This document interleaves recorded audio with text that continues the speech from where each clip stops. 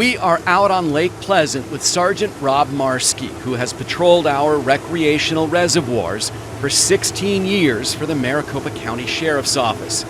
We're here to highlight a danger you can't see, hear, or smell. You can, however, feel it. Hypothermia in the Valley of the Sun just doesn't seem like it would be an issue. Right, and that's why it catches people off guard.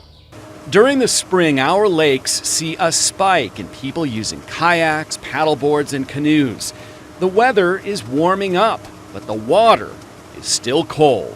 So this time of year, the water can be in the 50s and 60s. The reality is hypothermia can start setting in and water temperature as warm as 77 degrees. So since water cools the body 25 times faster than it does on land, that's a big problem. The water temperature is 59 degrees as I hop onto a kayak for the first time ever. There you go. Before we do what we came out here to do, we take my external body temperature. 93 degrees. 93, because that's my skin temperature now. Now, we're ready to go. So this is a typical scenario. We're out on the lake on a kayak. It's probably mid-70s outside. I'm totally warm. But then a breeze comes, or maybe a wave, or maybe you mistakenly think that you can get up. Oh, I grabbed something, and now here, in the water. And you can see, I can barely talk. So right now, what I'm experiencing is something called cold shock. My body is starting to hyperventilate. When I hit the water, I took a big mouthful of water. My first reaction was to take a deep breath.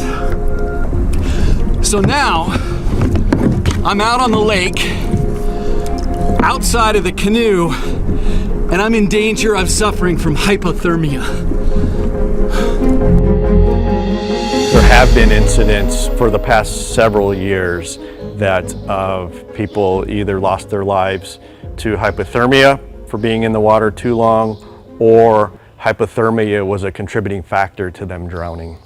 One of those incidents took place on Lake Pleasant in February of 2022. Two brothers fell in. They didn't drown, they died from the cold. Now I've been in the water for 10 minutes and it's time to get out. Yeah, it's just hard to get my feet even up to the ladder. We take one more look at my skin temperature. 63 degrees. How about here? Because this is what's really cold. The 61, 60.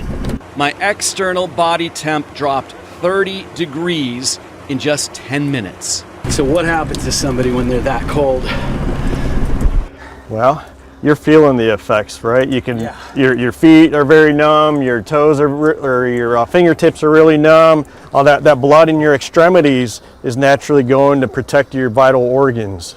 It was like I was out of breath, just staying above the water. If it wasn't this, if I didn't have this, I think I would have gone straight down.